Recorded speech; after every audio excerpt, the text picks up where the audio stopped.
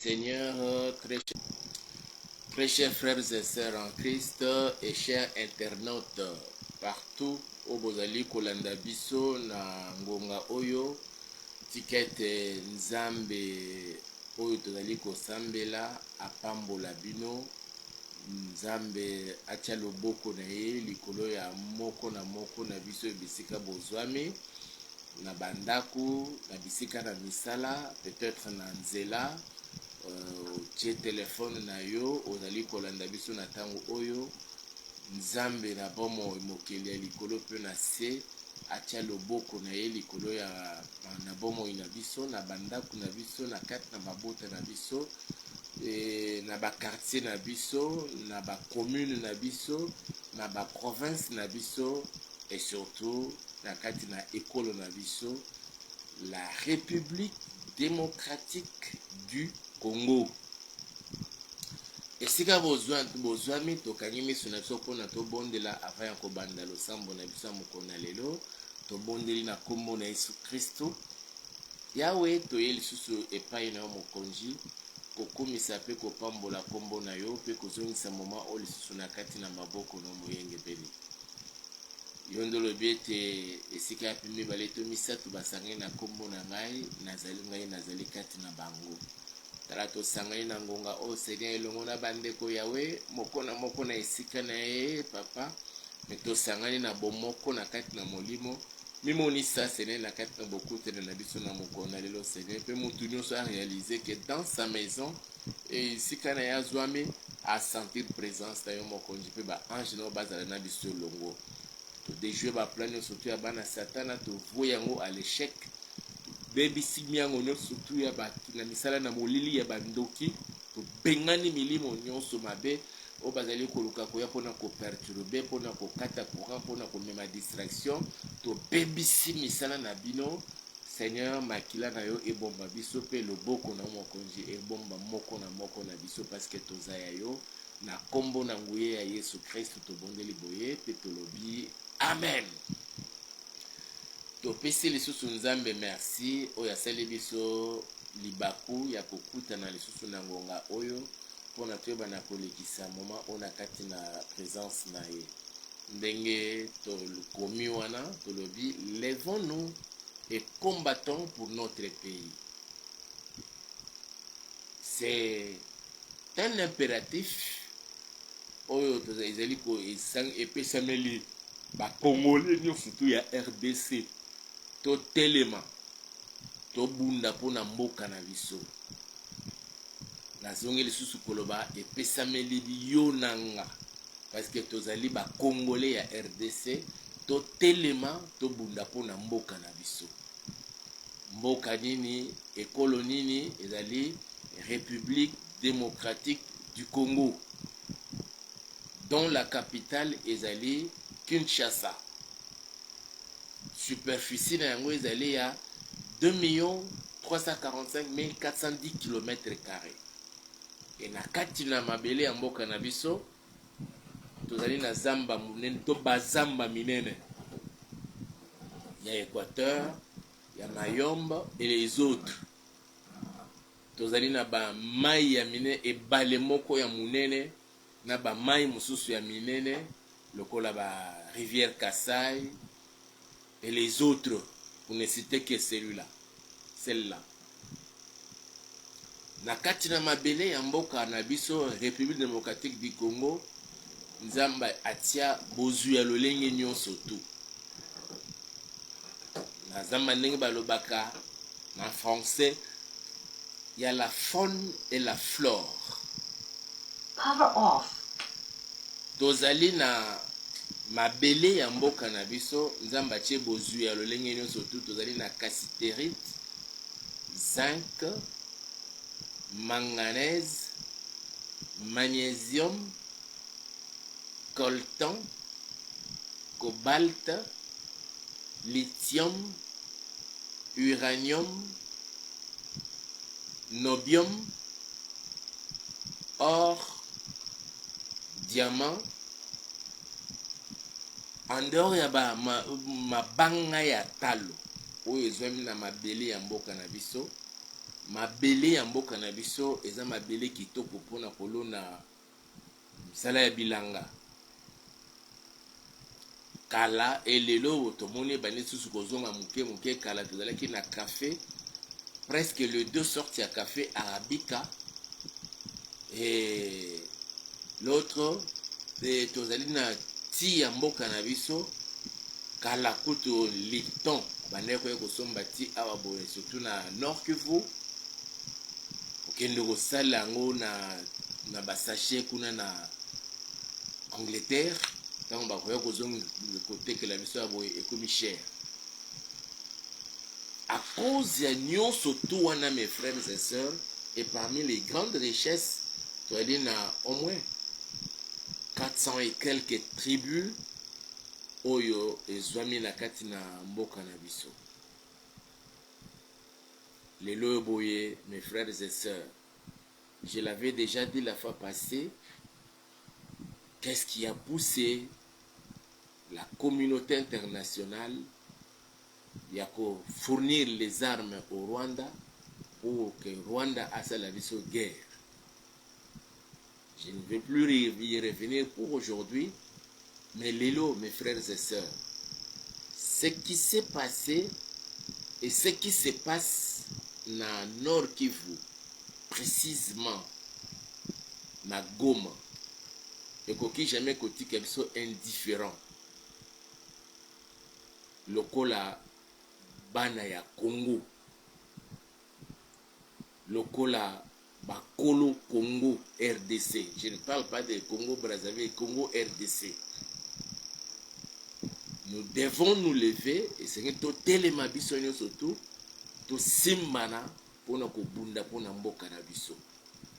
Ba professeur ya université ba telema na ngambu na bango babimisa mayele na bango na babuku minene oyo ezali kopesa mindelo ya mboka no surtout ya Afrika oyo ndenge nzamba salaka ete après conférence ya Berlin na 1885 Afrique ezalaki découpée na kati na mindelo wana ba professeur minene ba fungola babuku na bango pona kotalisa mayele na bango pembeni ya mokonzi ya mboka Félix Antoine Tshisekedi Tshilombo.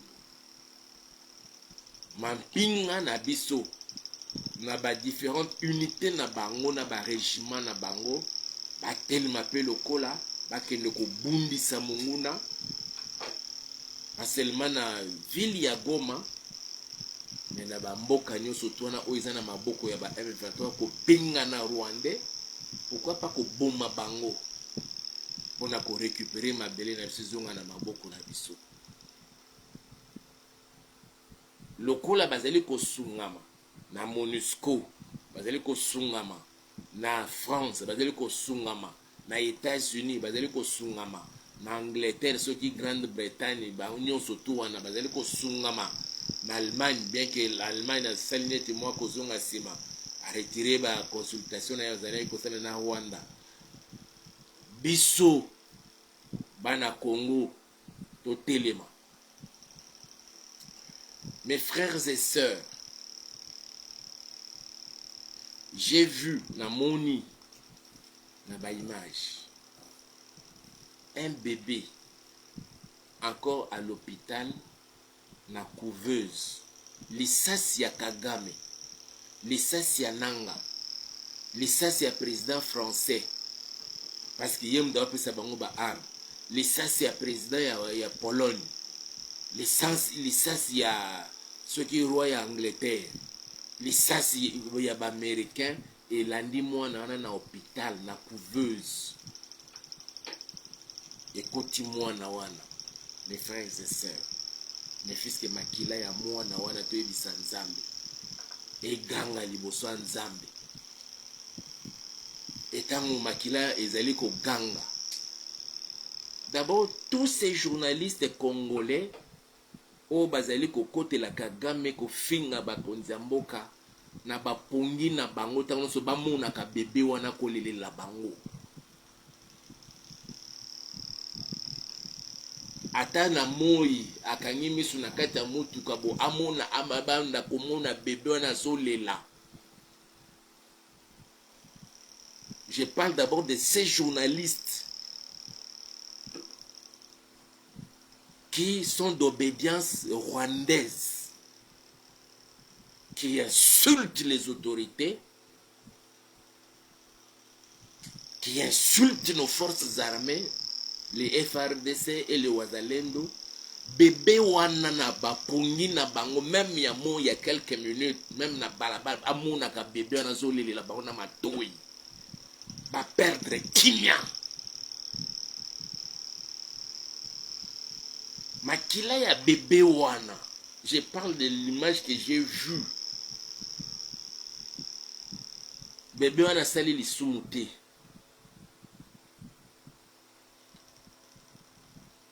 Un jour, sautangi na Jean chapitre 9,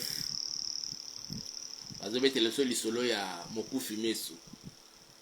Ma disciple bamoni mokufi meso ba yebisi Yesu, qu'est-ce qui a fait que moi na mobali oyo abota m'aveugle? Est-ce que ye moko mutasala ki lisumu to ba parents na ye mutu basala ki masumu? Yesu répondre bango le bi ezali kambo ya masumu te. Ni ya ba parents na ye ni ya ye moko. Ya ye ezali kampo na manifestation ya gloire ya Nzambe. Makila ya bebe wana oyo asali lisumu te peza pona lisumu ya ba parents na ye te. Me makila na ye eganga na matoi ya Kagame, na matoi ya Macron, na matoi ya Nanga. Atuk akanga miso afungula biso abanda komona bebe wana kolelela bango. Bobo minga pona nini? Na matoi ya Makenga, na matoi ya Willy Ngoma. So kaka kanyimi so kaka boba mona ka bebe wana zolela bango na kati ya couveuse na lisasi na bango kotiye. Makila nezo tanga. Je ne parle pas de ces makila ya ba Congolais mosusu wana non, c'est de ces bébés là. Cette maman qui a porté cette grossesse pendant 9 mois, elle s'est retrouvée à l'hôpital. Elle a vu son bébé ou sa bébé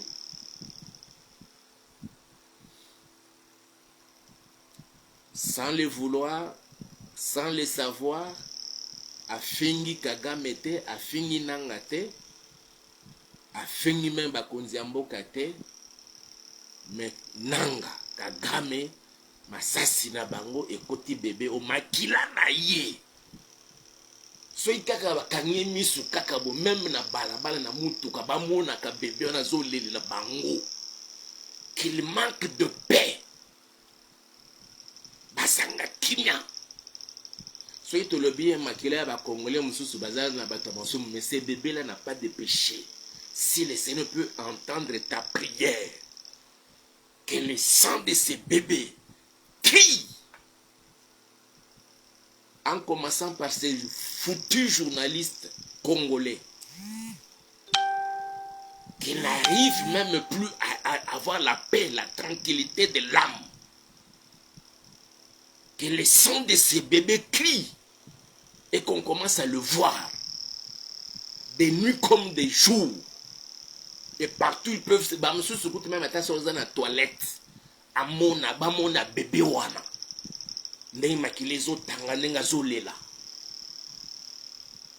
Si on peut parler des hommes, des femmes, on dirait que bon, ce sont des hommes, des gens, des péchés et tout, mais ces bébés n'ont commis aucun péché.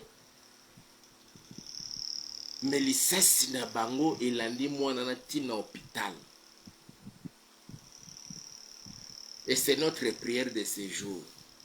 Ce qui nous a makoyoka yon ngate parce que tous abatama masumu. Makanisa bébé oyo. L'image a circulé. Nanga. Corneille, j'ai dit Corneille Nanga. Willy Ngoma, Makenga. Et les autres là. Je ne connais pas tous ces gens-là.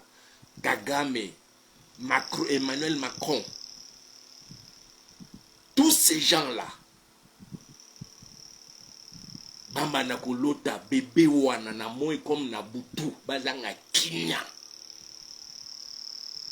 mais nzamba lola apesa makasi na bamapinga na biso o bazobunda mpona korécupérer baterritoire nyonso tout jusqu'à ce que Dieu nous a dit. Toutes les prophéties, c'est jusqu'à quand cela ça va s'accomplir. Je ne suis pas là pour toutes ces prophéties-là. Que le sang de ces bébés-là crie et que tous puissent voir l'image de ces bébés-là. En commençant par ces foutus journalistes congolais.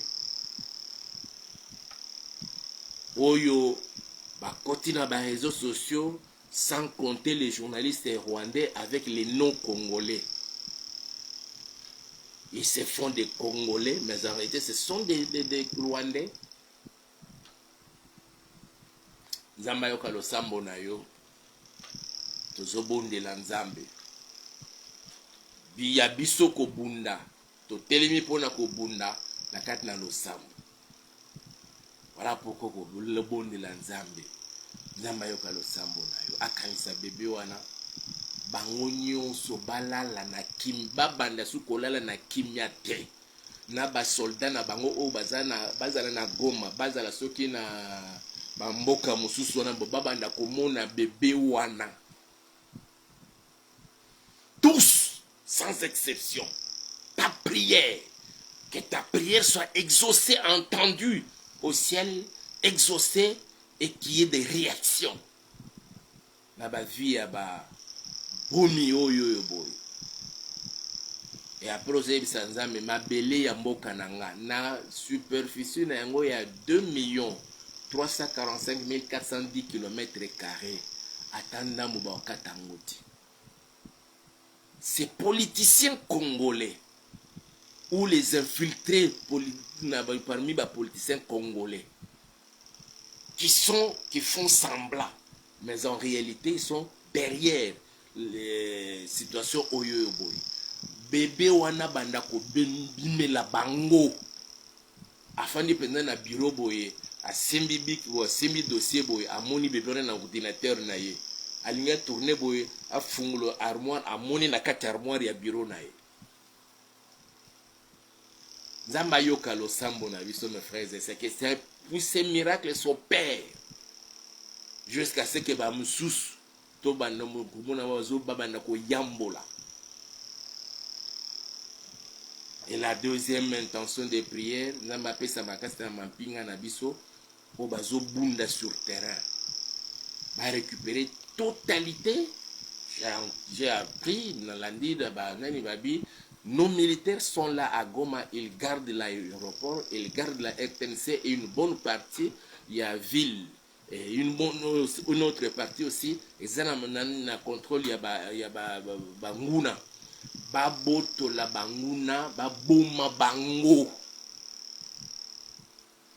Aujourd'hui, mes frères et sœurs, depuis, je crois, dimanche ou samedi, tilelo, mercredi, tokota jeudi, toute la population gomatracienne, baza ko kangama na kati na bandako moyen ba bima pona okende ko atako sukola ezate biloko ya kolia balobi ke emati ma pri emati leur nourriture d'habitude ezali pommes de terre madesu nyonso tout ba prix et doublé même ata soki doublé wana ba o baza nango moyen ba kende oteke ezate ba pommes de terre komo ko polila bango na kati na bandako ozana mbongo moyen po bima libando ke no somba ta pomme de terre ya kolamba na ndako no ezate parce que kagama lingite batona bazana na kimia. Mes frères et sœurs, imaginons un peu la situation dans laquelle se retrouvent nos frères et sœurs, nos mamans, nos papas. Et ça peut n'avoir mususu auti kobota. Azana besoin azulia moi mais moi bimeza te ba mususu na ba césarienne ba mususu na ba opération ba sali bango la même semaine. Ils se retrouvent dans cette situation là mes frères et sœurs, nous devons prier que les dieux des cieux entendent nos prières et qu'il libère nos frères, que cette fois-ci, ce soit la totale délivrance de toute la nation. Et que tout autre pays qui hasarderait de nous attaquer, bah, traître nous surtout dans l'armée, ces généraux, colonels, qui ont abandonné les troupes là-bas à Goma. Ils sont partis, ils ont fui à Bukavu. Malamu, bamsusu ba kimi ya kokima. Mais ceux qui baza ba complice. Kanda nzambe landa bango.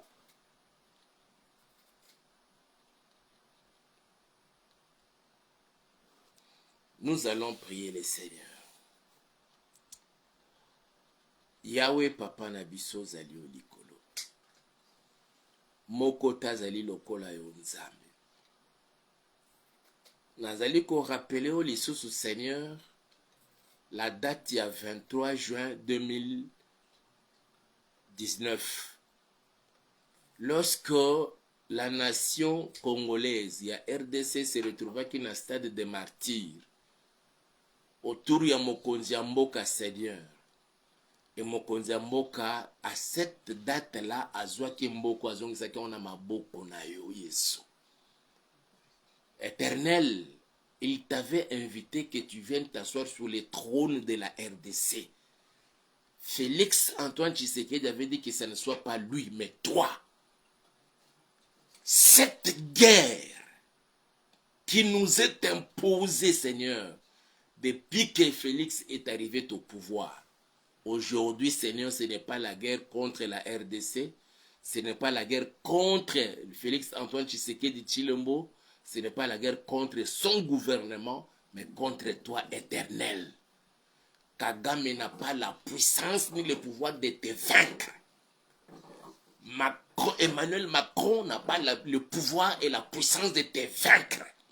Les Américains de même, les Anglais, les Allemands et tous ceux-là, Seigneur, faisant partie de la communauté internationale, qui fournissent les armes au Rwanda pour venir nous tuer, Seigneur. Jusqu'à aujourd'hui, Seigneur, certains bébés sont morts. Des enfants de quelques jours à l'hôpital, comme celui-là qui était dans cette couveuse. La balle de Nanga, la balle, Seigneur, de Kagame, la balle de Willingoma, la balle, Seigneur, de Bissimo, la balle et des autres, Seigneur, avaient localisé cet enfant dans sa couveuse jusqu'à le tuer. Père, que tous ces gens ne soient plus calmes au nom puissant de Jésus-Christ de Nazareth. Qu'ils ne rêvent que l'image de cet enfant qui son sang a coulé dans la couveuse. Ce n'est pas parce que ses parents ont péché, mais c'est tout simplement parce que Kagame veut prendre nos terres, parce que Nanga veut le pouvoir, parce que Seigneur Willingoma et les autres veulent venir nous dominer sur notre propre sol. Seigneur, que eux tous, en commençant par les journalistes congolais soient-ils, qui à la longueur de la journée insultent nos autorités et cherchent toujours à désorienter le peuple congolais. Seigneur notre Père, qu'ils ne rêvent que de cet enfant, même s'ils sont au volant de leur voiture, lorsqu'ils dorment la journée comme la nuit, qu'ils ne soient plus tranquilles, même s'ils sont devant leur ordinateur, devant les écrans de leur ordinateur, qu'ils voient ces bébés en train de pleurer à leurs oreilles. Au nom puissant de Jésus-Christ de Nazareth, jusque Seigneur, tous ceux qui ont fourni les armes au Rwanda, que ce soit les présidents français, les autorités américaines, les autorités anglaises, allemandes, qui ne veulent pas que la RDC se développe et soit dans la paix, et qui veulent, Seigneur, qui convoitent nos minéraux et qui veulent prendre la partie orientale de notre pays, en faire une autre république. Que eux tous, Père, ô Yahweh, ne rêvent que de cet enfant. Ils ont écouté la vie de cet enfant. Père éternel, je sais, Yahweh. La Bible me dit qu'il dira une chose arrive, si ce n'est dans la volonté de notre Seigneur, d'où proviennent les maux et les biens. C'est vrai que tu l'as permis, mais ce n'était pas dans ta volonté parfaite que cet enfant, que sa vie soit éteinte comme celle-là. C'est pourquoi, Seigneur, que eux tous, des journalistes jusqu'aux militaires, y compris les politiciens, Seigneur, qui sont derrière cette situation, qu'ils ne rêvent que de cet enfant et qu'ils commencent à se sentir culpabilisés jusque les militaires sur le sol congolais, qu'ils désarment d'eux-mêmes et qu'ils se rendent auprès des FARDC. Au nom puissant de Jésus-Christ de Nazareth. Oh Dieu, cette maman qui a porté cette grossesse 9 mois durant, avec toutes les douleurs, Seigneur, de l'enfantement, elle a espéré voir son fils ou sa fille, dont on a éteint la vie, Seigneur, à cause du pouvoir. Oh Seigneur, exauce la prière. Nous voulons recommander tous nos militaires qui sont encore à Goma en train de résister, de défendre les sols congolais. Ils sont au niveau de l'aéroport, de la RDC et des sites stratégiques, Seigneur, de notre pays, mais du côté de Goma. Soutiens-les, Seigneur, et qu'ils reçoivent les renforts en armes, en hommes, en matériel et en nourriture. Qu'ils continuent cette bataille jusqu'à la grande victoire en tuant tous les Rwandais et tous ceux qui sont avec les Rwandais, les stratèges français, les stratèges de tout autre pays qui sont venus porter main forte à l'armée rwandaise. Que eux tous qui se retrouvent sur le sol de mon pays, Père, qu'ils tombent et qu'ils meurent devant la balle des FARDC et de nos vaillants, les Wazalendo, nos volontaires pour la défense de la patrie. Père éternel, que leur détermination ne soit pas vaine. Quel que soit, Seigneur, ce que nous avons perdu, ce n'est qu'une bataille perdue, mais ce n'est pas la guerre. Je décrète et je déclare la victoire du côté des FARDC et des Wazalendo, qui nous sont soutenus pendant ces moments, papa, par les forces de Burundi et nos frères de l'Afrique du Sud. Oh Seigneur, viens confondre la soi-disant communauté internationale qui ont prouvé avec les 2 réunions qui se sont tenues aux États-Unis du Conseil de sécurité, incapables, Seigneur, de prononcer des mesures de sanctions contre les Rwandais, nous obligeant tout simplement à négocier avec les Rwandais, à négocier avec le M23. Seigneur, nous avons senti que nous sommes abandonnés à notre propre sort. Mais toi, tu n'as pas abandonné la RDC. Tu ne nous as pas abandonnés, Seigneur. Voilà pourquoi, Yahweh, nous t'invitons, nous te demandons, Seigneur, de tendre ta main et de manifester ta puissance et gloire. Nous recommandons nos autorités, en commençant par le premier d'entre les Congolais, le président de la République, Félix-Antoine Tshisekedi Tshilombo et toute sa famille. Nous recommandons notre ministre des Affaires étrangères qui défie ces gens, Seigneur. Dans sa chambre où il se couche, là où il peut prendre quelque chose à manger, tout ce que l'on peut mettre, Seigneur, que ce soit quoi pour éteindre sa vie, Yahweh, que tu la protèges. Que tu protèges, Seigneur, tous les membres du gouvernement sincères qui travaillent pour les biens du peuple congolais et non pas les traîtres. Exauce la prière de ton peuple. J'ai béni ton peuple qui était connecté à ces programmes. Frères et sœurs, je vous bénis. Que la main puissante de mon Dieu soit sur chacun. Au nom puissant de Jésus.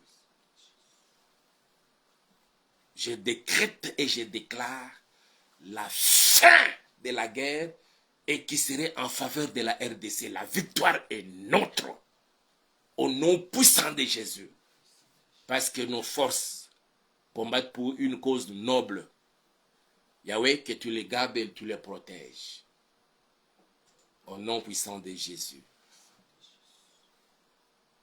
Amen. Nzambe apambola bino bozalaki na biso elongo bokolandaka biso peut-être plus tard. Aimez la vidéo, partagez-la avec d'autres et si le Seigneur vous met à cœur de nous soutenir, votre contribution serait la bienvenue. Zamba pambola bino lobi toza lisusu toujours spécial Losako. Toko continue ko bondela pona mboka na biso et à la fin je vous bénis. 2025 eza ya biso. Tokoki ko perdre na biso bataille mais la victoire, il y a la grande guerre, c'est notre. Kagame kolonga te. Ata soki Macron azopesa ye ba arme. Ata soki ba américain bazopesa ye ba arme, il refuse de le sanctionner. Mais sanction ya bien ya Nzambe.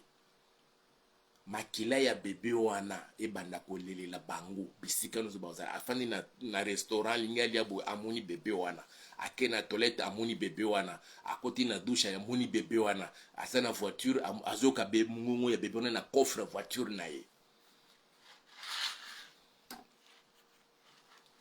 Zamba nanga pambola bino tokotani lobi le votre en Christ c'est pasteur Hippolyte.